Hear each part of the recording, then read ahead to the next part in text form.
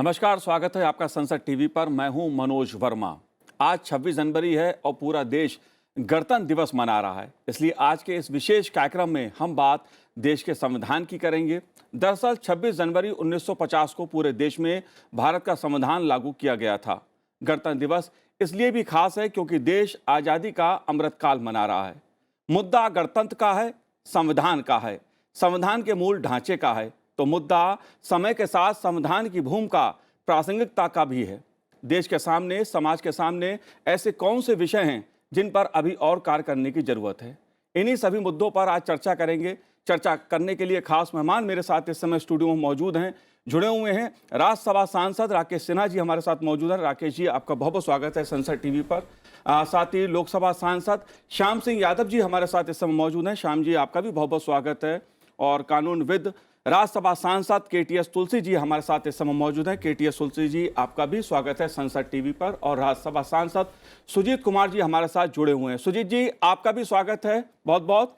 और शुरुआत हम ऐसे मुद्दे से करेंगे जो आखिर हर कोई जानना चाहता है, उस मुद्दे को कि आखिर 75 साल की आज़ादी के बाद कितना खरा उतरा संविधान उम्मीदों पर। ऐसे कौन कौन से मुद्दे हैं जिन पर अभी और कार्य करने की जरूरत है, इन्हीं सब मुद्दों पर चर्चा करेंगे। और शुरुआत केटीएस तुलसी जी मैं आपसे करूंगा, क्योंकि मुद्दा संविधान का है, मुद्दा गणतंत्र का है, गणतंत्र दिवस का है। जाहिर है हर कोई जानना चाहता है कि संविधान कितना उम्मीदों पर खरा उतरा। आप कैसे देखते हैं इस विषय को? मेरे विचार में, मेरे पर्सनल व्यूज़ हैं जी।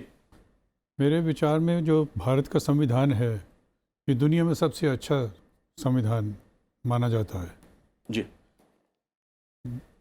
जो सबसे बड़ी, आज़ाद जब हुआ भारत, तो सबसे बड़ी जो एक ऐसा प्रेशस बात है कि संविधान, अंबेडकर जी कहते थे कि ये डिपेंड करेगा, जब अच्छा संविधान गलत लोगों के हाथ में आ जाए तो वो बिल्कुल बेकार हो जाएगा, और बेकार संविधान भी अगर अच्छे लोगों के हाथ में आ जाए तो वो बहुत कामयाब हो जाएगा। जी। तो ये डिपेंड करता है कि हमने क्या क्या किया। मगर सबसे बड़ी जो चीज़ है वो ये कि भारत में सारी दुनिया की सबसे बड़ी डेमोक्रेसी कायम की, इसी संविधान की वजह से ये कायम हुई। जी। और साउथ ईस्ट एशिया में आप अगर देखें तो एक दो देश रह गए हैं जहाँ पे डेमोक्रेसी है, और जैसे ही 1947, 48, 49 उनको भी तकरीबन उसी वक्त आज़ादी मिली थी और वो खो गए। जी। तो भारत का संविधान एक ऐसा है, मैं तो इसको समझता हूँ कि धर्म ग्रंथ की तरह है। और मेरे को बहुत दर्द होता है जब संविधान में अमेंडमेंट्स की जाती हैं। जी। अमेरिका में 225 साल में मेरे नहीं ख्याल कि 100 से ज़्यादा अमेंडमेंट हुई होंगी, उससे भी कम। जी।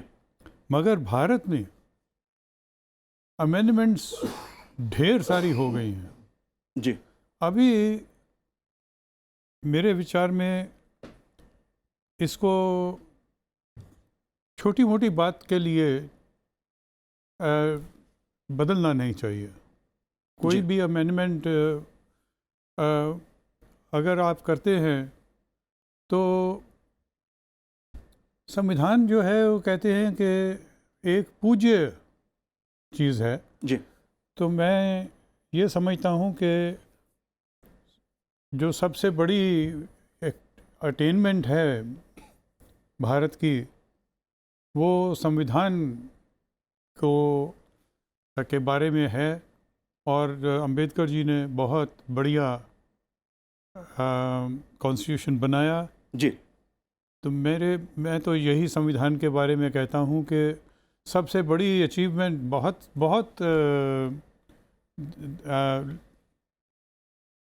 फाइट्स हुई इसके ऊपर, कि क्या अमेंडमेंट होनी चाहिए, किस वक्त कौन सी अमेंडमेंट हुई, पॉलिटिकल रीजंस भी थे, मगर हमें छेड़खानी जब जितनी कम हो वो करनी चाहिए। जी बिल्कुल, समय के साथ ज़रूरत के हिसाब से संविधान में संशोधन भी किए गए, 100 से ज़्यादा संविधान में संशोधन किए गए हैं, लेकिन इसका अधिकार भी संविधान से ही संसद को मिलता है। एक महत्वपूर्ण मुद्दा है, लेकिन मैं श्याम जी आपसे समझना चाहता हूं इस बात को, क्योंकि एक तरफ ये आता है, जैसा KTS तुलसी साहब ने कहा, कि संविधान संशोधन कितना और क्यों और क्या समय की जरूरत है, क्योंकि संविधान संशोधन नहीं होता तो समय के साथ तमाम संशोधन भी और जो लोगों को अधिकार मिले वो भी शायद नहीं मिल पाते।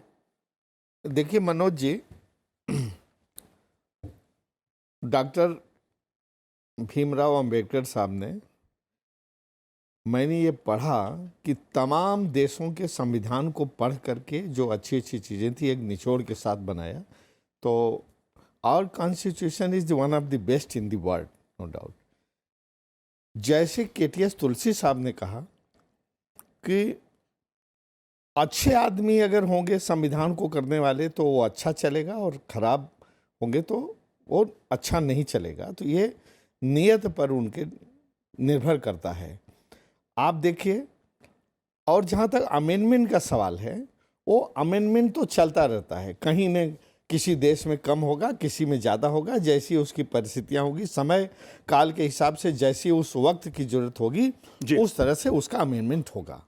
अब देखिए, जैसे एंटी डिफेक्शन बिल का ही अमेंडमेंट पहले कुछ था, फिर ये हुआ कि इसको बदला जाए, 2/3 जब वो हो तो फिर तभी कोई दूसरी पार्टी बना सकता है, दूसरे में जा सकते हैं।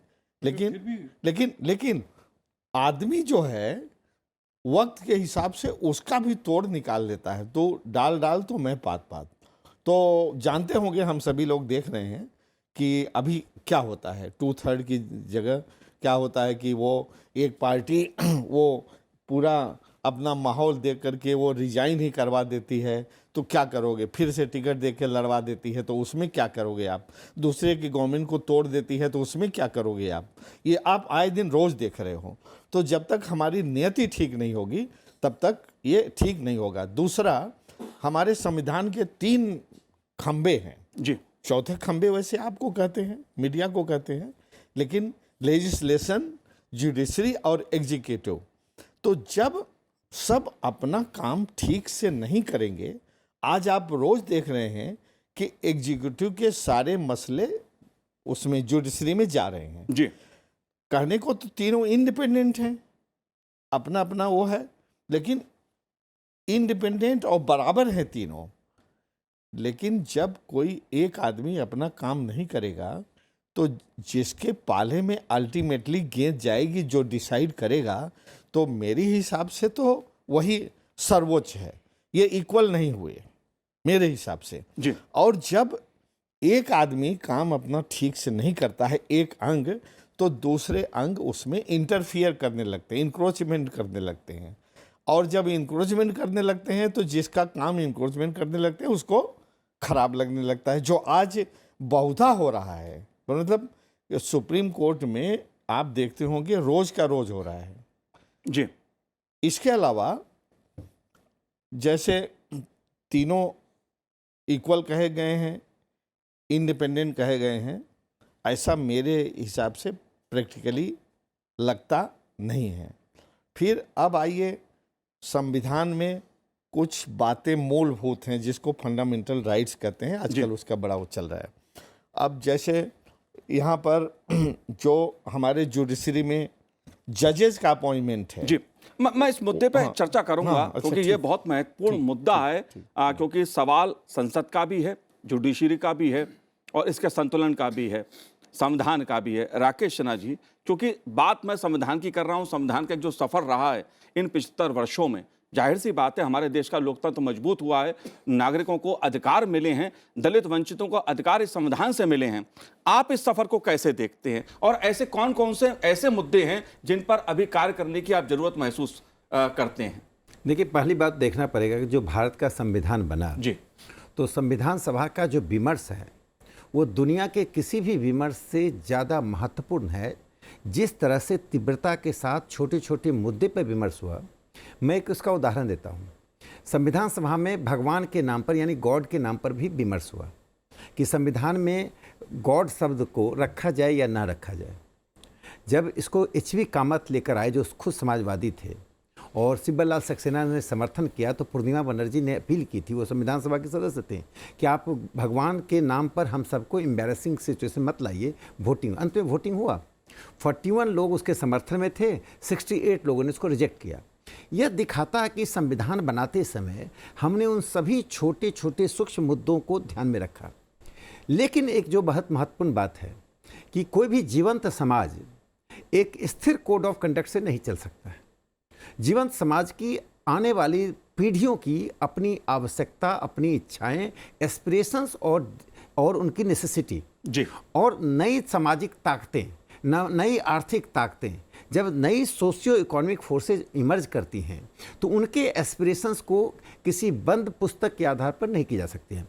दूसरी जो महत्वपूर्ण बात है कि भारत में जो विविधता है, डाइवर्सिटीज है, तो संविधान जो बना, संविधान के बनने पर भी एक डिबेट चला। मैं राज्यसभा के पहले ही दिन कम्युनिस्ट पार्टी के एस.एन. बनर्जी ने कहा कि this was friend by the fake representatives. Fake यानी कि ऐसे लोगों ने बनाया जो कि मूल रूप से लोगों को प्रेजेंट नहीं करते थे जी। लेकिन उसको जवाब दिया लोगों ने कि यह जेन्युइन रिप्रेजेंटेटिव के द्वारा बनाया गया था, चूँकि कंसर्न था लोगों के प्रति।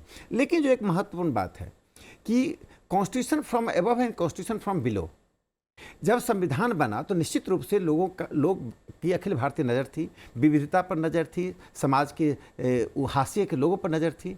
लेकिन जो लोग नीचे से उभर कर आए, उनको लिटरेसी आई, उनकी आवाज़ आई, उनके डिमांड्स आए, तो संविधान उनको एड्रेस करता है। इसीलिए संविधान में संशोधन की आवश्यकता पड़ती है और इसी संशोधन के कारण हमारी इस लोकतांत्रिक संविधान की फ्लेक्सिबिलिटी, लचीलेपन के कारण आज एकता बनी रहती है। जी। कभी कभी लचीलापन नहीं होने के कारण एकता पर आघात होता है। आज हर वर्ग को, चाहे वर्ग छोटा हो, चाहे सामाजिक वर्ग हो कि आर्थिक वर्ग हो, उसको यह उम्मीद है कि उसकी जो एस्पिरेशन है, यदि उसको लगता है कि संविधान में एड्रेस नहीं किया गया है तो एड्रेस करने की संभावना है। इसलिए मैं संशोधन को आवश्यक मानता हूं। लेकिन एक जो महत्वपूर्ण मुझे लगा कि भारत के संविधान की 75 वर्ष की यात्रा में जो सबसे महत्वपूर्ण पड़ाव है कि गणतंत्र, वी द पीपुल, हम भारत के लोग, जो हमने one nation one people constitute किया, वह एक ऐसा विषय है जिस पर लोगों, पॉलिटिकल पार्टीज में एक सहमति नहीं बन पा रही। तो मुझे लगता है कि संविधान का टकराव जुडिशरी, एग्जीक्यूटिव, लेजिस्लेचर से नहीं होकर पार्टी सिस्टम से चल रहा है। पार्टी सिस्टम में जो डोमिनेंट क्लास है, जो डोमिनेंट वर्ग रहा है, वह संविधान को एक ऐसी पुस्तक मानता था कि उसकी इच्छा से संविधान चलेगा, जो लगभग 60-70 साल तक, 60 साल तक चलता रहा है। इसी कारण से आपातकाल में वो स्थिति पैदा हुई। जो एक छोटी सी बात मनोज जिसमें जोड़ना चाहता हूँ कि गणतंत्र का तात्पर्य होता है कि संविधान से एक सामान्य व्यक्ति जुड़े। उसका मैं एक उदाहरण देता हूं। इसी संविधान के तहत पद्म अवार्ड दिया जाता है। संविधान ने कहा कि हम किसी को टाइटल नहीं देंगे, जैसे राय बहादुर, खान बहादुर, ये टाइटल राय साहब मिलता था अंग्रेजों में, हम सम्मान देंगे। आखिर 1954 में आचार्य जे.बी. कृपलानी को यह संशोधन लाना पड़ा प्राइवेट मेंबर बिल के द्वारा कि ये जो सम्मान दिया जा रहा वो भारतीय गणतंत्र के मूल आत्मा को एड्रेस नहीं कर पा रहा। उसका कारण था सम्मान एक कुलीन वर्ग पैदा कर रहा था। लेकिन 2014 के बाद, मैं किसी दलीय व्यवस्था कारण नहीं कर रहा हूँ, 2014 के बाद आप देखिए लक्ष्मी कुट्टी केरल से हैं जिनके पैरों में चप्पल नहीं थी, तुलसी गौड़ा कर्नाटका से है जिनके पैरों में चप्पल नहीं थी, ट्रिनिटी सायों जयंतिया हिल मेघालय से हैं जो एकदम सामान्य परिवार की एक शिक्षिका थी। ऐसे लोगों को पद्म अवार्ड दिया गया है। यानी कि संविधान में लचीलेपन का एक लाभ यह होता है कि गणतंत्र को हम प्रगतिशील तरीके से उसका विस्तार करते रहते हैं। इससे मुझे लगता है कि भारत का संविधान, जो जैसा के.टी. तुलसी जी ने कहा है कि एक बहुत ही सर्वोत्तम है, और उसी सर्वोत्तम होने का एक लाभ हम रहा है कि देश की यूनिटी और इंटीग्रिटी का भी एक बड़ा कारण है। जी जी, बिल्कुल। सुजीत कुमार जी, हमारा संविधान जो है वो आईना है, सभी की उम्मीदों को पूरा करने वाला है। अगर बात मैं आपसे समझना चाहूं, क्योंकि सवाल संघवाद का भी है, मुद्दा संघवाद का भी है, आप उड़ीसा से आते हैं, इस मुद्दे को आप कैसे देखते हैं? मनोज जी, देखिए, पहले तो मैं के.टी. तुलसी साहब का जो बात है उससे बिल्कुल सहमत हूँ कि हमारा संविधान दुनिया का एक सबसे बेहतरीन संविधान है और सारे संविधानों को देख के जो निर्माता थे, फाउंडिंग फादर्स जिनको हम लोग कहते हैं संविधान के, वो सारे संविधान को स्टडी करके उनसे बेस्ट एलिमेंट जो पिक करके हमारे संविधान में इसलिए वो इतना लंबा भी है। It's longest document, longest constitution of the world भी कहते हैं इसको। और उन्होंने डॉक्टर अंबेडकर को भी कोट किया कि अगर संविधान अच्छा हो और अगर उसको बुरे लोग उसको इम्प्लीमेंट कर रहे हैं तो देश का भला नहीं हो सकता। लेकिन अगर संविधान भी खराब है लेकिन देश के लोग उसको जो चला रहे हैं वो अच्छे हैं तो वो जी अच्छा ही उसका नतीजा आएगा। जो आपने फेडरल स्ट्रक्चर का बात कहा, देखिए India is it's federal in form and unitary in spirit, ठीक है। तो ठीक है, हमारी जो यूनिटी इंटीग्रिटी है इसके लिए हम लोग को हम लोग एक यूनिफाइड स्ट्रक्चर में हैं, लेकिन it's A union of states, ठीक है। जी तो फेडरल स्ट्रक्चर संविधान में बहुत ही अहम है। जो बाद में बेसिक स्ट्रक्चर जो डॉक्ट्रिन था 1973 केशवनंद भारती जजमेंट में भी ऑनरेबल सुप्रीम कोर्ट ने उसको बेसिक स्ट्रक्चर में डाला कि कभी भी फेडरल स्ट्रक्चर को कभी भी उसको अमेंड नहीं किया जा सकता, उसको हटाया नहीं जा सकता, चाहे कोई भी सरकार रहे, ठीक है। तो मैं मानता हूं, मैं इस बात से बिल्कुल सहमत हूं कि संविधान ही है वो डॉक्यूमेंट, ये हमारा बाइबल है, हमारा गीता है, हमारा कुरान है, हमारा गुरु ग्रंथ साहिब है। देश को एक धागे में अगर कोई चीज अभी हम लोग को जोड़ने में मदद कर रहा है तो वो हमारा जी संविधान ही है। अभी एक और चीज मैं बताना चाहता हूँ कि उसमें अमेंडमेंट में मैं मानता हूँ कि बहुत सारे अमेंडमेंट हुए पिछले साल में, लेकिन नीतीश तुलसी साहब ने यूएसए का कंपैरिजन किया। मैं मानता हूँ कि कंपैरिजन नहीं हो सकता, क्योंकि यूएसए का जो सोशियो इकोनॉमिक स्ट्रक्चर है, हमारा जो सोशियो कल्चरल इकोनॉमिक स्ट्रक्चर है बहुत अलग है। हम लोग का काफी प्लुरलिस्टिक सोसाइटी है, जी हम लोग के कॉन्टेक्स्ट अलग है, हम लोग का जो डेवलपमेंट ट्रैजेक्टरी अलग है। अब मैं एक उदाहरण देना चाहता हूँ। 1989 में वोटिंग एज जो 21 था उसको कमा के 18 किया गया, ठीक है, 61st अमेंडमेंट एक्ट। अब क्यों कमाया गया? क्योंकि भारत एक यूथफुल नेशन, इसका जो डेमोग्राफी जो चेंज हो रहा था, बहुत सारे हमारे युवक थे जो 18 से 21 साल के में थे। जब एक आदमी शादी करने लायक हो जाता है 18 साल में, एक लड़की, तो वोट क्यों नहीं दे सकता? तो इसको चलते हुए उसको अमेंडमेंट किया गया। अपना रीऑर्गेनाइजेशन ऑफ स्टेट होता है, मध्य प्रदेश को छत्तीसगढ़ मध्य प्रदेश किया गया, बिहार झारखंड हुआ, ऐसे कई सारे राज्यों का विभाजन हुआ जो जरूर था, जो इंडियन कॉन्टेक्स्ट में नेसेसरी था। मंडल कमीशन का रिकमेंडेशन लागू करना जरूरी था, उसके लिए संविधान का अमेंडमेंट करना जरूरी था। तो जरूरी है संविधान का अमेंडमेंट होना भी चाहिए, इट्स मतलब based on the time, based on the context. तो हम लोग का फ्लेक्सिबिलिटी भी है, रिजिडिटी भी है। बहुत जी सारी चीजें जो कभी भी नहीं ऑल्टर किया जा सकता because of the basic structure, लेकिन जब जरूरत होता है तो उसको अमेंड भी उसको करना चाहिए, और हो भी रहा है। जी तो मैं जाहिर मानता हूँ इट्स ए लिविंग डॉक्यूमेंट। कोई भी लिविंग डॉक्यूमेंट है तो उसमें समय समय पे बदलाव और समय समय पे समय की इसको रखते अहमियत को रखते हुए उसको बदलाव करना जरूरी है और होना भी जी चाहिए। और मैं मानता हूँ हमारा जी संविधान जी इसका बिल्कुल फाउंडेशन इतना स्ट्रांग है कि ये छोटे मोटे अमेंडमेंट से कुछ बेसिक नहीं चेंज होगा। जी बिल्कुल, भारत के संविधान ने देश को एकता के सूत्र में बांधने का काम किया है, और ये 75 साल की यात्रा इस बात की गवाह भी है, इस बात का प्रमाण भी है। लेकिन केटीएस तुलसी साहब, संविधान के मूल ढांचे का आजकल हम चर्चा काफ़ी सुन रहे हैं, संविधान के मूल ढांचे में बदलाव नहीं होना चाहिए, इससे क्या तात्पर्य है? क्योंकि मेरा अगला सवाल जो है वो इससे जुड़ा हुआ है। तो सबसे पहले दर्शक भी समझ ले इस बात को, संविधान के मूल ढांचे से तात्पर्य क्या है? मूल ढांचा, बेसिक स्ट्रक्चर। डेमोक्रेसी मूल ढांचा है, पार्लियामेंट्री डेमोक्रेसी मूल ढांचा है। लोगों को जो फंडामेंटल राइट्स दिए गए हैं उन they can't be taken away जी इवन बाय पार्लियामेंट। पार्लियामेंट का के ऊपर अंकुश लगाया गया है बाय दिस के बेसिक स्ट्रक्चर आप चेंज नहीं करेंगे, और उससे भी संविधान को बहुत गवर्नेंस में मदद मिली है। मगर मैं एक बात कहना चाहता हूँ कि सबसे बड़ी जो अचीवमेंट है वो ये कि सभी गरीब, अमीर, बहुत पढ़े लिखे, अनपढ़, महिलाएं और इंसान, आदमी, सबको with one stroke of the pen vote का अधिकार मिला। जी दुनिया में जितने डेवलप्ड नेशंस हैं उन्होंने बहुत लड़ाई लड़ी महिलाओं ने, और कई लोगों को तो कई कंट्रीज़ में हमारे भी बाद मिला अधिकार, वोट का अधिकार। मगर वोट का अधिकार ये श्रेय जाता है महात्मा गांधी जी को। महात्मा गांधी जी ने इंसिस्ट किया कि अडल्ट फ्रेंचाइज होगा, जो इस उम्र से ऊपर है उसको अधिकार होगा और बराबर का अधिकार होगा। जी ये एक बहुत बड़ा फैक्टर है जिससे कि हमारा संविधान स्थिर है और फ्लरिश कर रहा है। जी बिल्कुल, इसको मैं और बढ़ाऊंगा, लेकिन आपने वोट के अधिकार की बात कही कि संविधान ने वोट का अधिकार दिया। राष्ट्रपति द्रौपदी मुर्मू जी ने अनिवार्य मतदान विधेयक 2022 पर संविधान के अनुच्छेद 117 के तहत विचार करने की अनुशंसा कर दी है। भाजपा सांसद दीपक प्रकाश ने 22 जुलाई 2022 को इस बिल को निजी सदस्य के तौर पर पेश किया था। अनिवार्य मतदान, राकेश जी आप कैसे देखते हैं इस मुद्दे को? क्योंकि एक बड़ा सवाल है इस देश में। ठीक है, हमारे लोकतंत्र मजबूत हुआ है, मतदान प्रतिशत भी 75 सालों में खासा बढ़ा है, लेकिन इसके बावजूद अगर 2019 की मैं बात करूं, करीब 30 करोड़ लोग ऐसे थे जिन्होंने अपने मत का प्रयोग नहीं किया किसी कारण से। आप कैसे देखते हैं इस पहलू को? देखिए, जब नागरिकता संविधान में दी गई है और वोटिंग राइट दिया गया है, और नागरिकता के तहत हर व्यक्ति संविधान से बराबर का अधिकार लेता है और बराबर के अधिकार लेने का दावा करता है।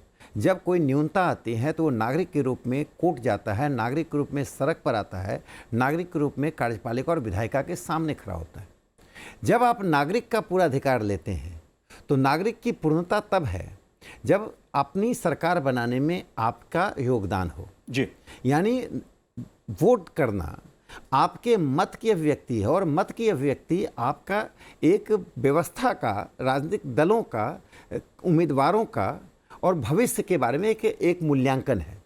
यदि उस अपने आप को स्वयं आप वंचित रखते हैं तो स्वयं आपका वंचित रहना व्यक्तिगत नहीं है, आप उस व्यवस्था में वो न्यूनता पैदा करते हैं जिस न्यूनता के लिए शेष नागरिक जो वोट देते जिम्मेदार नहीं है। इससे मुझे लगता है कि जो कंपलसरी वोटिंग का है उसको रखना चाहिए। उसमें एक, मान लीजिए कोई कह सकता है कि हम निम्न उम्मीदवारों में किसी को पसंद नहीं करते हैं, तो नोटा का भी एक प्रोविज़न है, नॉट जो सुटेबल नहीं है उसके लिए आप करते हैं। लेकिन वोट मतदान केंद्र पर जाना हर नागरिक का एक अनिवार्य हिस्सा होना चाहिए, एक धर्म है। लेकिन जो एक महत्वपूर्ण बात मैं यहाँ कहना चाहता हूँ, देखिए भारत के संविधान के बारे में, ये तो एक डिबेटेबल पॉइंट है, बहुत लोग कह सकते हैं लोकतंत्र में अधिकार होना चाहिए मतदान तक नहीं जाने का, और यह भी उनके अपने तर्क हो सकते। लेकिन जो एक महत्वपूर्ण बात है कि भारत के संविधान ने ईमानदारी से लोकतांत्रिक मूल्यों को लागू किया है, समानता का। देखिए, समानता का भाव तब आता है जब उस समानता के भाव को जो लोग विशेष का कोई दर्जा नहीं रहता है। जैसे मैं पद्म अवार्ड के बारे में बताया, मैं संसद के बारे में बताता हूँ। जब राज्यसभा का पहला सत्र शुरू हुआ तो गोपाल स्वामी अयंगर जी ने बाबा साहब अम्बेडकर को ऑनरेबल कह के एड्रेस किया, माननीय कह के। तो उस पर डॉक्टर अम्बेडकर का जवाब था कि अब कोई माननीय नहीं रह गया, nobody here is honourable. अब देखिए जिस हाँ अच्छा, उसमें उन्होंने जो आगे देखिए क्या है, हाउस ऑफ लॉर्ड्स है। हमने जो ब्रिटिश व्यवस्था हमने ली है, तो व्यवस्था भले हमने तकनीकी रूप से ली है लेकिन भावनाओं के आधार पर हम अलग हैं।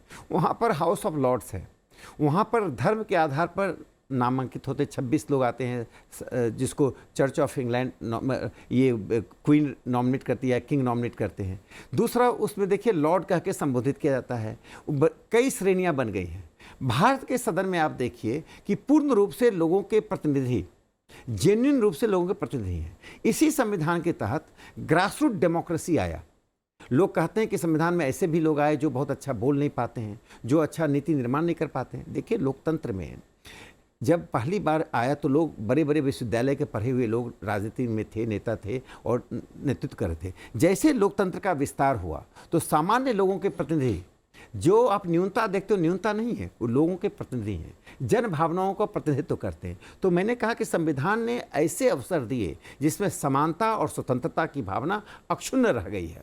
इसी अक्षुण्णता को बनाए रखने के लिए आवश्यक है कि जो भारत के प्रधानमंत्री नरेंद्र मोदी जी बार बार कहते हैं, कर्तव्य का पालन, जी कि अधिकार के साथ यदि कर्तव्य का जिस राज्य में, व्यवस्था में, सभ्यता में महत्व नहीं होता है, जिसका बोध नहीं होता है, यदि कर्तव्य बोध नहीं है तो अधिकार अपूर्ण रहता है। तो ये जो आपने एक बात उठाई कि कंपलसरी वोटिंग का, वो मूलतः कर्तव्य बोध है। जी बिल्कुल, ये बात भी है कि संविधान में अगर अधिकार की बात है तो कर्तव्य की भी बात है, उस पर भी काफी जोर दिया गया है। और जो कर्तव्य पथ है वो शायद इस बात का एहसास कराएगा कि हमें अपने कर्तव्यों से वंचित नहीं होना। श्याम जी, मैं इस जो कंपलसरी वोटिंग वाला मुद्दा है जी, ये मुद्दा इसके साथ साथ एक और जुड़ा है, जो घरेलू प्रवासी मतदाता बनने चाहिए, जो लोग अपने काम के सिलसिले में दूसरे राज्य में, दूसरे शहरों में जाते हैं, उनको वोट का भी अधिकार मिल सके। इस पहलू को भी आप कैसे देखते हैं? क्योंकि मुद्दा वोट का है, मुद्दा इस देश के गणतंत्र का है। मैं दोनों बातों पर बोलता हूं। जहां तक कंपलसरी वोटिंग का सवाल है, अनिवार्य मतदान, अभी माननीय सिन्हा जी ने कहा कर्तव्य बोध होना चाहिए। देखिए, ये न तो कंपलसरी वोटिंग करना उचित है और न किया जा सकता है, दोनों चीज़ें समझने की जरूरत है। क्या होता है, जो वोटिंग का अधिकार है उसको दिया गया है, उसको इतना मोरल सेंस होना चाहिए, उसकी मोरल ड्यूटी होनी चाहिए कि वो समय निकाल करके वोट देने जाए और ज़रूर जाए। उसमें जैसा इन्होंने कहा कि कर्तव्य बोध की भावना होनी चाहिए, और इसी से होगा। आप एकदम अनिवार्य करके सबको वोट दिला दें कि आपके रिसोर्सेज भी नहीं है, जो कहीं दूर दूर पड़ा है। क्या सरकार के पास अभी तो रिसोर्सेज नहीं है, तो क्या सबको वो अपने घर से या कहीं भी वो अवेलेबल है, नहीं वोट देना चाहता, क्या मीन्स अपनाएगी जो सबको ले आकर के बूथ पर वोट देगी, दिलाएगी? और सबको मान लीजिए जबरदस्ती ले भी आते हैं, वो नहीं वोट देता, तो आप क्या करेंगे? जबरदस्ती कैसे वोट देंगे? जी, किया नहीं जा सकता जी। हाँ हाँ, नहीं, सवाल अरेस्ट का नहीं है, सवाल सर कर्तव्य का है। अगर मतदान देने के लिए सर छुट्टी ये उसी पर छोड़ देना चाहिए, उसके कर्तव्य बोध पर। और एक कैसे आएगा, जैसे अब कोई संविधान है, संविधान बहुत खूबसूरत है, एक रथ है, रथ बहुत खूबसूरत है, लेकिन उसको चलाने वाला जो घोड़ा है अगर बिगड़ैल है तो रथ ठीक नहीं चलेगा, मतलब कूदेगा, इधर चलेगा, उधर चलेगा। उसी तरह से संविधान चाहे हमारा जितना खूबसूरत हो, जितना वर्ल्ड का बेस्ट हो, जब तक उसको चलाने वाले लोग उसको अच्छी ढंग से इम्प्लीमेंट नहीं करेंगे तब तक नहीं होगा। तब तक न समाज पूरा एक रूप हो जाएगा, न शिक्षित हो पाएगा, न बेरोजगारी हटेगी, न गरीबी हटेगी, और समाज के हर व्यक्ति उस एक रीजनेबल इक्वलिटी पर नहीं आ पाएंगे जी। और ये दोनों साथ साथ चलेगा। ऐसा नहीं कि पहले बैठ करके बहुत अच्छा संविधान लिख दो तो ये सब चीज़ें दूर हो जाएंगी। अगर इतने से ही होता तो बहुत खूबसूरत इससे भी हो सकता है कि अच्छा संविधान एक लिखा जा सके, लिख दीजिए साल में, 2 साल, 4 साल में, बहुत। वो दोनों साथ साथ चलते, संविधान और संविधान को चलाने वाले लोग कैसा उसको इम्प्लीमेंट करते हैं। दूसरी बात जो आपने कहा कि जो अपने एक स्टेट के लोग दूसरे स्टेट में गए हैं, चाहे नौकरी में के लिए गए हैं किसी से, तो ये तो बहुत जायज़ सी बात है कि उनको अपने स्टेट में जो अगर वोटिंग हो रही है वहाँ पर अधिकार होना चाहिए, और वो है भी, वो तो ऑलरेडी पहले से ही वो है जी। नहीं, दूसरे राज्य में अगर वो जाते हैं तो वहाँ पर वो कैसे दे सकते हैं? क्योंकि उनको अपने राज्य में ही जाके वोट देना पड़ेगा जहाँ के वो रहने वाले हैं। नहीं, ये तो वो अभी मंगाते हैं ना डाक से, उनको वो इसको पोस्टल बैलेट बोलते हैं, वो तो ऑलरेडी है, लेकिन वो उतना अभी इफेक्टिव नहीं है। ढेर सारे लोग नहीं सर्विस क्लास के लिए नहीं मंगाते हैं जी जी। आम नागरिक को अधिकार मिले, सभी के लिए कर देना चाहिए जी। Service class. बिल्कुल, लेकिन सुजीत जी, मैं इस मुद्दे को आपसे समझना चाहता हूं, क्योंकि अनिवार्य मतदान की अगर बात है, कर्तव्य बोध की बात है। श्याम जी ने जैसा कहा कि अनिवार्य नहीं करना चाहिए, लेकिन बहुत लोग माने अनिवार्य करना चाहिए, क्योंकि अगर वोट देने के लिए अगर उस दिन सरकार मौका देती है, व्यवस्था की गई है कि आप वोट डालिए, और उसके लिए ऑफिस भी बंद रहते हैं, लेकिन लोग वोट नहीं डालते हैं। बड़े दुखी उससे मुझे कहना पड़ता है कि कुछ लोग कहीं और चले जाते हैं, घूमने चले जाते हैं, वोट देने नहीं जाते हैं। ऐसे लोगों का क्या क्या करा जाए? क्योंकि सवाल कर्तव्य बोध का भी है। देखिए मनोज जी, जो कंपलसरी वोटिंग है, ऐसे कंसेप्ट बहुत अच्छा है, लेकिन जैसे यादव जी ने कहा, ये इम्प्लीमेंटेबल नहीं है। आप कैसे इम्प्लीमेंट करेंगे इतने कॉम्प्लेक्स कंट्री में? हम लोग का इतना ये है, डाइवर्सिटी है, इसमें हम इम्प्लीमेंट नहीं कर सकते। ठीक है, बहुत अच्छा कंसेप्ट है। ठीक है, इनफैक्ट जैसे तुलसी साहब ने भी बताया है, संविधान सभा में यूनिवर्सल एडल्ट फ्रेंचाइज को लेके काफी बहस हुआ। और हम लोग एक major, I think the first major democracy है जहां पे universal adult franchise from day one लागू हो गया। ठीक है, तो ये देखिए, ये लोगों का जैसे कर्तव्य बोध होगा, और उन एजुकेशन की जरूरत है।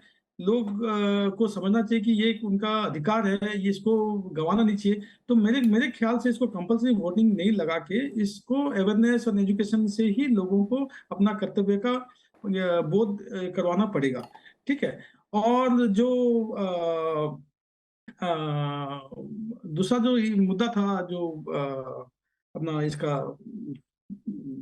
जी। भूल जा रहा हूँ, आपने जो दूसरा कुछ पूछा था मेरे जो मनोज जी। घरेलू कामगार होते हैं, जो घरेलू प्रवासी हैं, उनका भी सवाल है वोटिंग का। आपका आवाज नहीं आ रहा मनोज जी। जी, जो आप सर सुन मनोज जी, जी, हाँ अभी सुन पा रहा हूँ, जो अभी सुन पा रहा हूँ। घरेलू प्रवासी हैं, उनको भी वोट का हाँ, अधिकार देने का सवाल बिल्कुल है। बिल्कुल बिल्कुल बिल्कुल, देखिए ये तो उनका हक है। अभी जैसे पोस्टल बैलेट, ये only for working class, service class है, जो सरकारी नौकरी में है उनके लिए अवेलेबल है। तो जो लोग माइग्रेंट लेबर है, जैसे उड़ीसा एक माइग्रेशन प्रोन स्टेट है, उड़ीसा से बहुत लोग जाते हैं गुजरात, तेलंगाना, महाराष्ट्र काम करने के लिए। ठीक है, तो एक दिन की छुट्टी मिलेगी वोटिंग के लिए, तो अब कैसे संभव है वो लोग एक दिन में सूरत से उड़ीसा आएंगे, वोट देके फिर वापस जाएंगे? पॉसिबल ही नहीं है ना, ये जी, संभव ही नहीं है। तो उनका जो हक है, उनका जो अधिकार है, वोट देने का हक उनको भी है। जो लोग सर्विस क्लास हैं, उन्हीं को क्यों मिलना चाहिए? तो मैं बिल्कुल सहमत हूँ इस बात से। और मैं सोचता हूँ कि ये बहुत ही अच्छा एक स्टेप है, टू जो वोटिंग राइट्स फॉर ऑल, जो प्रवासी लोग हैं उनको देना चाहिए। और मैं इससे बिल्कुल सहमत हूँ। जी, बिल्कुल, जी, ये इसी में मैं जोड़ दूं, जैसे आप बोल रहे हैं कि एक राज्य से दूसरे राज्य में काम करने वाले लोग गए, तो सरकार कहाँ तक, जब तक वो अपने हक के लिए वोट देने के लिए खुद नहीं सचेत होंगे, इच्छुक होंगे, जानकारी रखेंगे, तब तक सरकार कैसे पता करेगी कि ये इस समय यहाँ काम कर रहा है, अभी यहाँ से वहाँ चला गया, यहाँ से वहाँ चला गया, उसको कहाँ बैलेट पेपर भेजना है, क्या करना है? नो, जब तक वो अपने हक के प्रति सचेत नहीं होंगे तब तक ये नहीं हो पाएगा। होना चाहिए जी, लेकिन एट द सेम टाइम ये भी होना चाहिए कि उसको इतनी जानकारी हो, उसकी उतनी चेतना हो कि वो अपना बैलेट पेपर मंगवावे, अपना वोट देने में अपनी रुचि रखे। जी। सुजीत जी, एक महत्वपूर्ण विषय और है, संविधान के मूल ढांचे से जुड़ा ये विषय है जिसकी चर्चा खासी हो रही है। लेकिन मेरा सवाल आपसे ये है, क्योंकि सवाल संसद का है, संसद के बनाए कानून को किसी और संस्था द्वारा अमान्य किया जाना कितना उचित है? इस मुद्दे को आप कैसे देखते हैं, क्योंकि यह सवाल संसद की संप्रभुता का भी है? देखिए, इस बात पे भी काफी बहस भी चल रहा है। जी, देखिए, सेपरेशन, जो independence of judiciary and separation of power, ये भी पार्ट ऑफ बेसिक स्ट्रक्चर है। ठीक है, इंडिपेंडेंस ऑफ जुडिशरी। लेकिन ये हमारा एकमात्र देश है जहां पे जो जजेस अपॉइंट जजेस, ये कहीं पे भी नहीं है, दुनिया में कहीं पे नहीं है। तो मैं पूर्ण समर्थन करता हूँ एनजेएसी एक्ट। मैं आ रहा हूँ, आपका जो जी, बेसिक स्ट्रक्चर का जो जी, बात हो रहा है उसमें, जो जो इसको कहीं ना कहीं मेरे ख्याल से honourable Supreme Court has misread that executive और लेजिस्लेचर का पावर बढ़ जाएगा, देयर इंटरफेरेंस बढ़ जाएगा जजेस अपॉइंटमेंट में, which will hamper the independence of judiciary. ठीक है, एक सोवरेन पावर है, we the people, we the people, ये हम लोग, वी जो पार्लियामेंट है, पार्लियामेंट ये represents the will of people of India. तो जब लोग वोट देके हम लोग को पार्लियामेंट में भेजते हैं, जी, तो मेरे ख्याल से इसमें दूसरा कोई पिलर का इंटरफेरेंस नहीं होना चाहिए। बिकॉज मेरे ख्याल से this is an attack on the sovereignty of the parliament, this is an attack on the sovereignty of the will of the people of India. जी, ठीक है, constitution is supreme, parliament is not supreme. मैं कभी नहीं मानता हूँ कि parliament is supreme है, क्योंकि पार्लियामेंट के ऊपर कॉन्स्टिट्यूशन है। लेकिन कहीं ना कहीं मुझे लग रहा है जो जुडिशियल इंटरफेरेंस बढ़ रहा है on the working of the parliament, जो मेरे ख्याल से it's not good for democracy in the name, मतलब बेसिक स्ट्रक्चर के नाम पे, इंडिपेंडेंस ऑफ जुडिशरी के नाम पे मेरे को लग रहा है कि जुडिशरी का इंटरफेरेंस काफी बढ़ गया है, जिसको मेरे ख्याल से सेल्फ करेक्शन की जरूरत है, क्योंकि supreme court final interpreter of the constitution है, तो सुप्रीम कोर्ट जो इंटरप्रेट करेगा वही that will become the law of the land. ठीक है, जी। तो उनको मेरे ख्याल से सेल्फ करेक्ट करना पड़ेगा, अदरवाइज ये देखिए एक बहुत ही अनहेल्दी प्रेसिडेंट बन जाएगा, और लोग ऐसे दिन आएगा, एक दिन ऐसा भी आ सकता है जब लोग मानने के लिए इनकार कर देंगे सुप्रीम कोर्ट की जजमेंट्स को। अगर सुप्रीम कोर्ट अपने आप, सब तीनों इंस्टीट्यूशन फॉर दैट मैटर, अपने अपने दायरे में रहेंगे, तभी जाके हमारा जो गणतंत्र है ये बढ़ पाएगा, और आगे हेल्दी एक डेमोक्रेसी के लिए जो जुडिशियल एक्टिविज्म एक लिमिट है, ठीक है, उसके बाद फिर वो इंटरफेरेंस इन अदर इंस्टीट्यूशन बन जाता है। तो मैं बिल्कुल इस बात से सहमत हूँ कि सुप्रीम कोर्ट अपना दायरा क्रॉस ना करके पार्लियामेंट जी। सोवरेनिटी और will of the people of India का जो रिगार्ड्स और रेस्पेक्ट करना चाहिए, वो कहीं ना कहीं नहीं हो रहा है, तो इसको करना चाहिए। जी। केटीएस तुलसी साहब, आप इस मुद्दे को कैसे देखते हैं, क्योंकि न्यायपालिका की तरफ से तमाम तरह के कुछ ऐसे वक्तव्य, कुछ ऐसे सवाल, कुछ ऐसे मुद्दे उठ के सामने आ रहे हैं या विचार सामने आ रहे हैं कि संविधान के मूल ढांचे में बदलाव ना किया जाए। आपने उसकी व्याख्या की कि संविधान का मूल ढांचा है क्या। सवाल एक ये भी है कि संसद में जो जनप्रतिनिधि हैं वो चुनकर आते हैं, जनता चुनती है। संसद को भी संविधान ने शक्तियां दी हैं संशोधन की, कानून बनाने की। आप इस पहलू को कैसे देखते हैं कि संसद कोई कानून बनाए, उसे कोई दूसरी संस्था रद्द कर दे उस कानून को, ये दूसरी और संस्था संसद नहीं के है। दोनों सदनों से पास हुआ वो कानून? ये दूसरी संस्था नहीं है। जी। जो भारत की न्यायपालिका है ये कोई दूसरी संसद नहीं है। ये दायित्व है, ये काम असाइन किया गया है कॉन्स्टिट्यूशन में न्यायपालिका को, कि सुप्रीम कोर्ट और हाई कोर्ट को ये अधिकार है कि ये देखें जो कानून बना है, जिसको चैलेंज किया गया है, वो केंद्र के दायरे में आता है कि नहीं आता।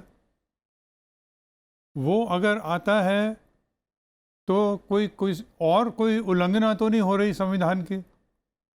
तो ये एक न्यायपालिका, ये चैरियट के पहिए हैं,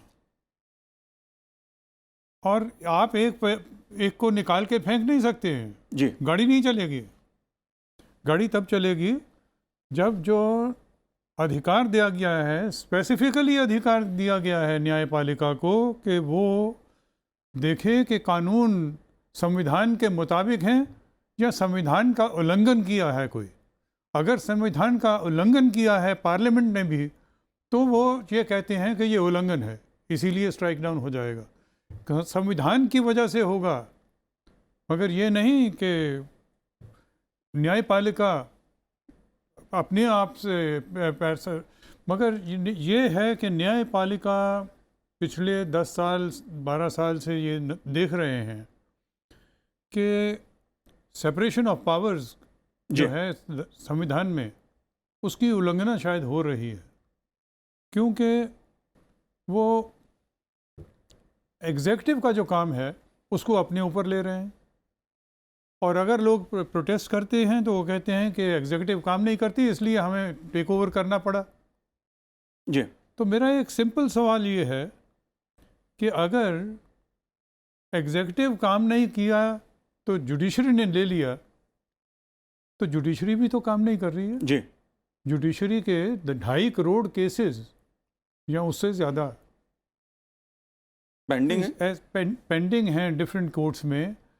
ये अपना काम जो है, इनका कोर फंक्शन, उसके ऊपर कंसंट्रेट करें, बजाय इसके कि एग्जीक्यूटिव ऑर्डर सही है गलत है। वो constitution, supreme court is constitutional court जी, और कॉन्स्टिट्यूशनल कोर्ट कॉन्स्टिट्यूशनल वैलिडिटी देखेगी। मगर जो बाकी executive take over the powers of another wing, that I think is not right. ये एक बहुत बड़ा मुद्दा है राकेश जी। श्याम जी, मैं आपसे भी समझूंगा, लेकिन सुजीत जी को जाना है तो एक आखिरी टिप्पणी उनकी मैं ले लेता हूं। सुजीत जी, ये मुद्दा लोगों से जुड़ा भी है, क्योंकि सवाल जनप्रतिनिधियों को आम जनता चुनती है, वोट के अधिकार के साथ चुनती है, और संसद में वो जनप्रतिनिधि जनता की आकांक्षाओं को देखते हुए, उम्मीदों को देखते हुए कानून बनाते हैं। यदि चुनी हुई संसद कानून बनाती है और उस पर सवाल उठा के रद्द कर दिया जाए, यह सवाल केवल न्यायपालिका का नहीं है, क्योंकि इसे लेकर सवाल दूसरे भी उठे हैं, पहले भी उठे हैं। आप कैसे देखते हैं? क्योंकि सवाल इस देश के लोकतंत्र का भी है, लोकतंत्र कैसे बचेगा? बिल्कुल, बिल्कुल। ये देखिए बहुत बड़ा खतरा है, जो ये मतलब बेसिक स्ट्रक्चर का मैं बिल्कुल समर्थन करता हूँ बेसिक स्ट्रक्चर का। कॉन्स्टिट्यूशन के कुछ पार्ट्स हैं जो अमेंड नहीं हो सकता और नहीं होना चाहिए। बिल्कुल, मैं 1973 जजमेंट जो बेसिक स्ट्रक्चर डॉक्ट्रिन है उसका बिल्कुल समर्थन करता हूँ। लेकिन बेसिक स्ट्रक्चर के नाम पे आप जो एक मैं फिर एनजेसी को आ रहा हूँ, यूनानिमसली एक दोनों हाउसेस ने पास किया एक लॉ को, ठीक है, 2/3 ऑफ द स्टेट्स पास किया। उसके बाद आप उसको interference in the judiciary, independence of judiciary के नाम पे उसको आप रद्द कर देते हैं। तो ये बहुत बड़ा खतरा का इंडिकेशन है देश के गणतंत्र के लिए। ये आगे चल के खतरा ही होगा, लोगों का भरोसा उठ जाएगा जुडिशरी पे, क्योंकि ये लोग कहने लगे हैं कि जुडिशरी तो बस अपना ही, ये तो सबसे इंसेस्टुअस बॉडी है, ये किसका भाई किसका भतीजा, ये अपने आप उन्हीं को बनाएंगे जज। आप देख लीजिए पिछले 20 साल में आप देख लीजिए जो भी कॉन्स्टिट्यूशनल कोर्ट्स के जजेस बने हैं, सुप्रीम कोर्ट, हाई कोर्ट की, आप उनके पेडिग्री देख लीजिए। 80% belong to the judicial family, उनके भाई, उनके चाचा या पिता माता दादाजी कोई ना कोई जजेस बने ही होंगे। वही 10-12 फैमिली डोमिनेट करते हैं बेंच हर हाई कोर्ट में। और ठीक है, तो ये बहुत बड़ा खतरा है गणतंत्र के लिए। Judiciary needs to self correct. एक बहुत ही मतलब मैं कहना नहीं चाहता था, लेकिन आपने जैसे पूछा तो मैंने बोला टिरनी ऑफ द अनइलेक्टेड। अब ऐसे होने लगा है कि जो जुडिशरी का जो अभी रवैया है वो लग रहा है जैसे टिरनी ऑफ द अनइलेक्टेड वाला उनका बिहेवियर है। तो ऐसा नहीं होना चाहिए। करोड़ लाखों लोग चुन के एक सांसद बनाते हैं, 20 से 25 लाख 30 लाख लोग चुन के एक सांसद बनाते हैं लोकसभा में। राज्यसभा के सांसद पूरे राज्य को रिप्रेजेंट करते हैं। करोड़ों लोगों के एस्पिरेशंस रहते हैं, और हम लोग जब संसद में आते हैं तो हम लोग अपने कॉन्स्टिट्यूंसी, अपने स्टेट, अपने लोगों के उनके इश्यूज उठाते हैं जी, ठीक है, और उसमें बहस होती है। ठीक है, कहीं पे बहस नहीं भी होती, लेकिन बहस होकर एक बिल पास किया जाता है, उसको फिर रद्द कर देता है supreme court in the name of basic structure. जी, तो ये कब तक चलेगा ऐसा? जी, ये मेरे ख्याल से आई थिंक बहुत बहुत बड़ा खतरा है गणतंत्र के जी, लिए। सुप्रीम कोर्ट हैज टू बिल्कुल, इंट्रोस्पेक्ट एंड हैज बिल्कुल, टू सेल्फ करेक्ट। बिल्कुल। सुजीत जी, बहुत बहुत धन्यवाद आपका हमसे बात करने के लिए, बहुत बहुत शुक्रिया। राकेश जी, एक बड़ा मुद्दा उभर के सामने आया है, और इसने इस मुद्दे को कि देश में लोकतंत्र का सवाल है ये, क्योंकि अगर संसद कानून बनाती है उसे किसी और संस्था द्वारा अमान्य करार कर दिया जाता है या रद्द कर दिया जाता है। मैं केवल न्यायपालिका की बात नहीं कर रहा हूं, हालांकि न्यायपालिका को लेकर तमाम सवाल उठते हैं, सदन के भीतर भी उठते हैं, सदन के बाहर भी उठते हैं। और चूंकि राजनेता जो होते हैं, राजनीति है, उसकी राजनीति सबको दिखाई देती है, लेकिन जुडिशरी के भीतर जो राजनीति होती है, केटीएस तुलसी साहब उसे बेहतर समझते हैं, वहां भी जो कुछ होता है। आप इस पहलू को कैसे देखते हो? क्योंकि सवाल संसद की संप्रभुता का है, लोकतंत्र का है, जनप्रतिनिधियों के अधिकार का है।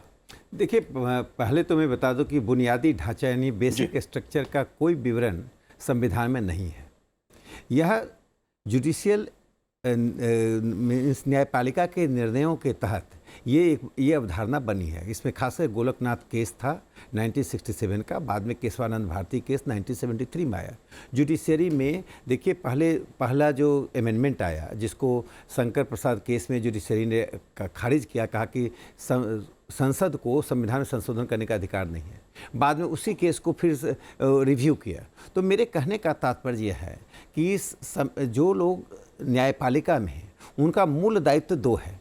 पहला दायित्व मैं समझता हूं कि सर्वोच्च न्यायालय का है कि संविधान के कस्टडियन के रूप में रहें।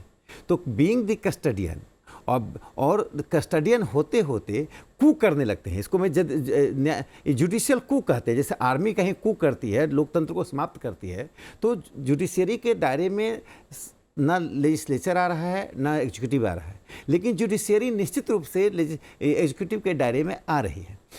जो संसद बनता है और जो पहला संविधान बन रहा था, तो जो संविधान निर्मात्री संस्था थी वही उस वक्त संसद के रूप में काम कर रही थी। एक तरफ संसद बना रही थी संसद के रूप में, दूसरी तरफ संविधान निर्माता के रूप में। तो हर पीढ़ी को प्रतिनिधित्व करता है संसद।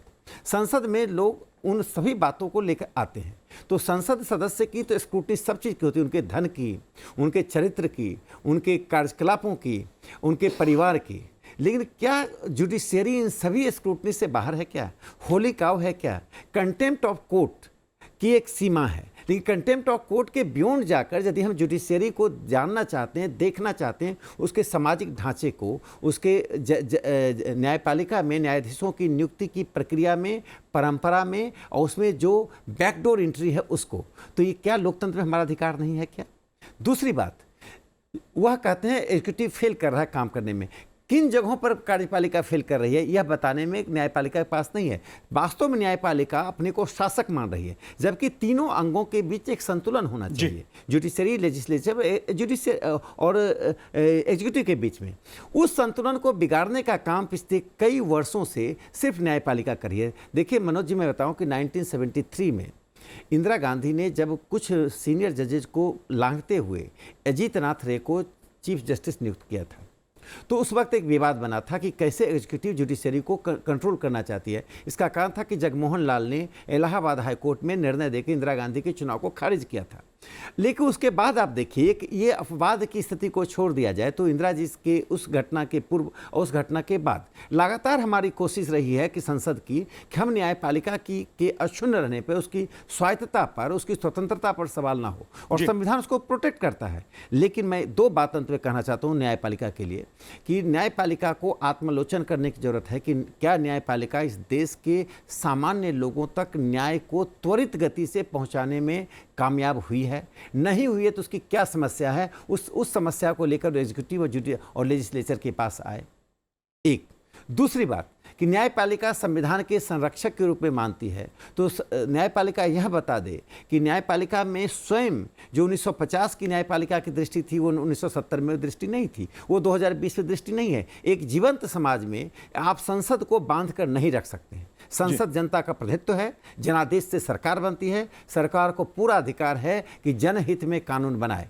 उस पर न्यायपालिका को अधिकार उस पर विश्लेषण करने का, लेकिन पूरी तरह से उसको ब्लॉक करना, उसको खारिज करना और राजनीतिक बयानबाजी करना अपने निर्णयों में, जिस निर्णयों से सरकार पर एक आक्षेप होता है, उसकी मंशा पर सवाल होता है, यह अनुचित ही नहीं है बल्कि लोकतंत्र में अतिक्रमण करने जैसा है। जी, मैं इस मुद्दे पर चर्चा इसलिए कर रहा हूं श्याम जी, क्योंकि संसद में भी जब कानून बनता है तो उस पर KTS तुलसी साहब जैसे, आप जैसे तमाम विद्वान लोग घंटों चर्चा करते हैं, मंथन करते हैं, लंबी बहस होती है, तब जाके कोई कानून बनता है। और वो कानून चाहे न्यायपालिका में जाए, वहां पर अगर कुछ जज चर्चा करते हैं, अधिकार है समीक्षा करने का, लेकिन संविधान ने एक लक्ष्मण रेखा भी खींची हुई है, कार्यपालिका के लिए भी, विधायिका के लिए भी, दूसरे उसके लिए भी, न्यायपालिका के लिए भी। आप कैसे देखते हैं इस मुद्दे को, क्योंकि मुद्दा बहुत महत्वपूर्ण है। देखिए, सचमुच ये आज का बहुत बड़ा बर्निंग टॉपिक है। ये जो विधायिका, लेजिस्लेचर है और एग्जीक्यूटिव है, सब उनके पूरा खुला हुआ है, लेकिन जुडिशरी ने घूंघट पहन रखा है। और हम लोग देखना चाहते हैं कि उस घूंघट के पीछे क्या है। कॉलेजियम है, अंग्रेजों के दिनों की 2-2 महीने की छुट्टियां हैं, और पता नहीं क्या क्या चीज़ है, लेकिन वो जुडिशरी अपना घूंघट उतारना नहीं चाहती है।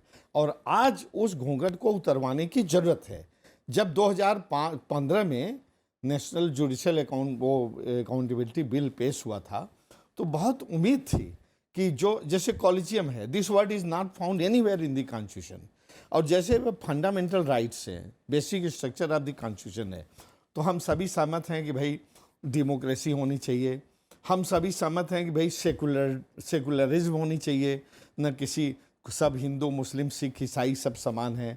हम सभी सहमत हैं कि कास्ट के बेसिस पर डिस्क्रिमिनेशन नहीं होना चाहिए, जेंडर के बेसिस पर डिस्क्रिमिनेशन नहीं चाहिए, आदि आदि। ये सब जितनी चीज़ें इस तरह की चीज़ हैं, मैं समझता हूँ कि जिससे ज़्यादातर आम जनता, आम आदमी सहमत है, उसको कहते हैं कि इसको कहीं लिखा हुआ नहीं है जी कि ये बेसिक स्ट्रक्चर है।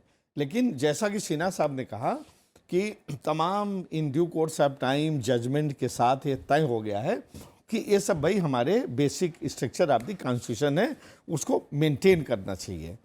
तो वो बात अपनी जगह ठीक है, लेकिन कभी ऐसी भी ज़रूरत आ जाएगी, हम तो उससे भी आगे जाना चाहते हैं, अभी तो वहाँ भी नहीं पहुँच पा रहे हैं, उससे आगे जाना चाहते हैं कि कभी ऐसी भी स्थिति आ जाती है कि तमाम इन चीज़ों में कोई चीज़ बदलने की ज़रूरत हो। जैसे ये है सिन्हा साहब आज सत्ताधारी पार्टी और आज हिंदू राष्ट्र हो, ये हो, आप सोचिए, अब अभी नहीं, हम एक एग्जाम्पल दे रहे हैं। जिस समय अगर मान लीजिए हिंदू भी, मुसलमान भी और देश की 100% 95% जनता कहे वो भी राजी हो कि तो हिंदू राष्ट्र होना चाहिए, एक एग्जाम्पल दे रहा हूँ आपको, हिंदू राष्ट्र होना चाहिए, मुस्लिम भी अगर तैयार हो जाएं, तो क्या आप उसको बेसिक स्ट्रक्चर मान करके वहीं अटके रहेंगे कि उसको कर देंगे अगर हमारी संसद पास करती है? और दूसरी चीज, संसद में इतना लोग पढ़े लिखे आते हैं, इतना वो करते हैं, किसी बिल को, किसी एक्ट को पास करते हैं, तो देखिए सिंगल बेंच है, डबल बेंच है, ट्रिपल बेंच है, हमने आज तक 13 मेंबर बेंच ये सब सुना है। केवल मात्र उतने लोग उसको सेट असाइड कर दें, उसके इतने मेहनत से किए गए काम को। हाँ, एक बार वो सजेशन दे सकते हैं, डायरेक्शन दे सकते हैं कि देखिए, लेकिन उसको सेट असाइड कर दें। बिल्कुल, लेकिन केटीएस तुलसी साहब, क्योंकि यहाँ सवाल न्यायपालिका पे चर्चा हो गई खासी, लेकिन सवाल न्यायपालिका की स्वतंत्रता का भी है और सवाल सरकार की दखलंदाजी का भी है। ये भी कुछ आशंकाएं उभर के सामने आती हैं। संविधान की दृष्टि से इस मुद्दे पे आपका क्या कहना? मैं समझता हूँ कि न्यायपालिका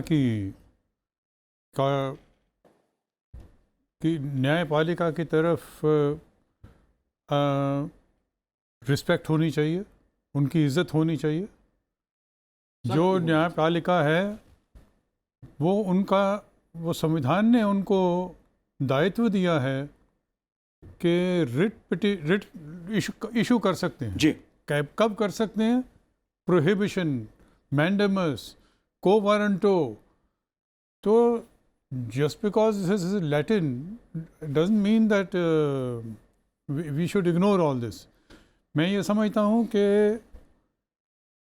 एग्जीक्यूटिव, लेजिस्लेचर और न्यायपालिका, इनमें भेदभाव नहीं होना चाहिए जी। हमें ऐसा माहौल पैदा करने की कोशिश नहीं करनी चाहिए जिससे कि न्यायपालिका को धक्का लगे, क्योंकि न्यायपालिका को धक्का लगेगा तो उतना ही ज़्यादा डेंजरस है जितना लेजिस्लेचर को धक्का लगता है। तो मैं समझता हूँ कि ये एक ऐसा डेलिकेट मामला है। चीफ जस्टिस साहब ठीक समझें, प्रधानमंत्री जी से मिलें, बैठ के इसका हल निकालें। ये हम अगर न्यायपालिका के खिलाफ बोलते रहेंगे जी, तो ये प्रजातंत्र के लिए ठीक नहीं है, अच्छा नहीं है। ये बैठ के बात करें जी, बिल्कुल। न्यायपालिका, जो भी डिफरेंसेस हैं उनको रिजॉल्व करें। न्यायपालिका और विधायिका जो है वो एक दूसरे के पूरक ही हैं, एक दूसरे का अपनी अपनी लक्ष्मण रेखा भी है, संविधान ने उसका वर्णन भी है संविधान में। लेकिन एक राकेश जी, बहुत महत्वपूर्ण मुद्दा है समान नागरिक संहिता विधेयक का, और ये मुद्दा मैं इसलिए उठाना चाहता हूँ, आपके विचार जानना चाहता हूँ, क्योंकि राज्यसभा में 9 दिसंबर 2022 को किरोड़ी लाल मीणा जी ने इसको पेश भी किया। आप कैसे देखते हैं इस मुद्दे को, क्योंकि खासी चर्चा इस मुद्दे पर भी देश में हो रही है, संविधान में भी इसका उल्लेख देखने को मिलता है।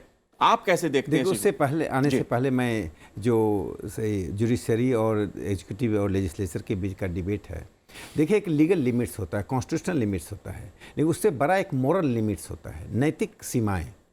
और मुझे लगता है कि उस नैतिक सीमा का अतिक्रमण जब कोई भी संस्था करती है तो लोकतंत्र में समस्या खड़ी होती है।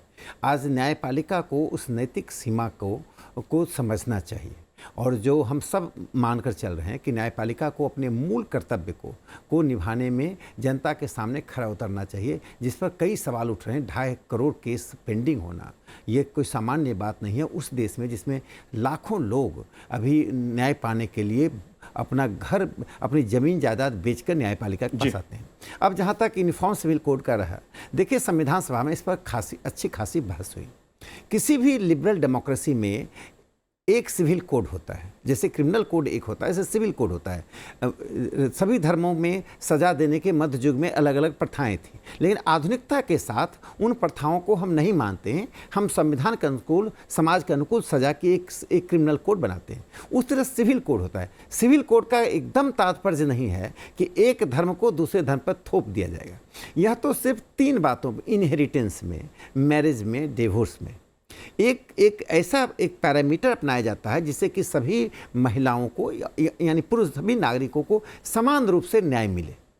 किसी भी धर्म में महिलाओं के प्रति देखिए पेट्रियार्कल सोसाइटी ज़्यादातर रहा है, पितृसत्तात्मक समाज होने के कारण सभी कई धर्मों में या सभी धर्मों में कमोबेश कहीं न कहीं महिलाओं के अधिकार को सीमित किया गया है। वो शादी में कभी रिफ्लेक्ट होता है, कभी डिवोर्स में रिफ्लेक्ट होता है, कभी इनहेरिटेंस में रिफ्लेक्ट होता है, कभी सक्सेशन में रिफ्लेक्ट होता है। उसको दूर करने के लिए किया जाता है। आज दुनिया के जितने विकसित देश हैं, लोकतांत्रिक देश है, उसमें यूनिफॉर्म सिविल कोड है। इसलिए संविधान सभा में उस वक्त कहा गया कि इसको हम directive principle of state policy में रखें, राज्य के नीति निर्देशक तत्व में रखें। लेकिन इतने दशकों के बाद भी कि समाज तैयार हो, तो समाज तो तब तक तैयार नहीं होगा जब तक कि आप कदम नहीं बढ़ाएंगे। इसका उदाहरण देता हूं कि सती प्रथा थी, सती प्रथा पर या विधवा विवाह था। राधाकांत देव ने विधवा विवाह के समर्थन में अभियान चलाया तो 37,000 लोगों ने दस्तखत किया, और ईश्वर चंद्र विद्यासागर ने उसके विधवा विवाह के समर्थन में चलाया तो सिर्फ 787 लोगों ने मत दिया। लेकिन कदम बढ़ा तो समाज ने उसको स्वीकार किया। ब्रिटिश सरकार ने कानून बनाया, समाज ने उस वक्त सामाजिक सुधार पर राष्ट्रीय नेताओं में और औपनिवेशिक सरकार में एक तो समानता थी। तो मुझे लगता है कि इस समय आ गया है कदम बढ़ाने का यूनिफॉर्म सिविल कोड का, और किसी को कोई मतभेद नहीं है। कुछ मुट्ठी भर धार्मिक नेता और कुछ राजनीतिक नेता जिसको वोट से जोड़कर देखते हैं, धर्म से जोड़कर देखते हैं, जो निहायत गलत है। जी केटी तुलसी साहब, संविधान नागरिक समानता का जो मुद्दा है उसको संविधान में भी उल्लेख है, लेकिन मजहबी चश्मे से, धार्मिक चश्मे से चीज़ों को देखना, कानून को या संविधान में जिन मुद्दों पर चर्चा हुई, इसको आप कैसे देखते हैं? मैं पहले यूनिफॉर्म सिविल कोड के बारे में कुछ कहना चाहता हूँ। यूनिफॉर्म सिविल कोड के मैं पर्सनली हक में हूँ जी, इसलिए नहीं कि कोई किसी भी धर्म से है, ये जेंडर इशू है। जो महिलाएं हैं वो किसी भी धर्म से हों, उनके खिलाफ आप डिस्क्रिमिनेशन नहीं कर सकते on the ground of religion, on the ground of sex, that male only will be taken etc. तो यूनिफॉर्म सिविल कोड अगर बनाना है तो मुस्लिम समाज को आगे आना चाहिए, पर्टिकुलरली जो उनकी महिलाएं हैं उनको आगे आना चाहिए, उनको एक एजिटेशन करना चाहिए, और सरकार तैयार है बनाने के लिए जी, मगर उनकी सर्वसम्मति से होना चाहिए। जी बिल्कुल, सवाल किसी धर्म या मजहब का नहीं है बल्कि संविधान का है। इसलिए गणतंत्र में संविधान के जरिए ही भारत का लोकतंत्र मजबूत होता गया है, क्योंकि संविधान में सबकी आस्था है, गणतंत्र की आस्था है। आप तीनों ने इस कार्यक्रम में भाग लिया, बहुत बहुत शुक्रिया, बहुत बहुत धन्यवाद संसद टीवी से बात करने के लिए। तो आज इस कार्यक्रम में इतना ही, मुझे दीजिए आज्ञा, नमस्कार।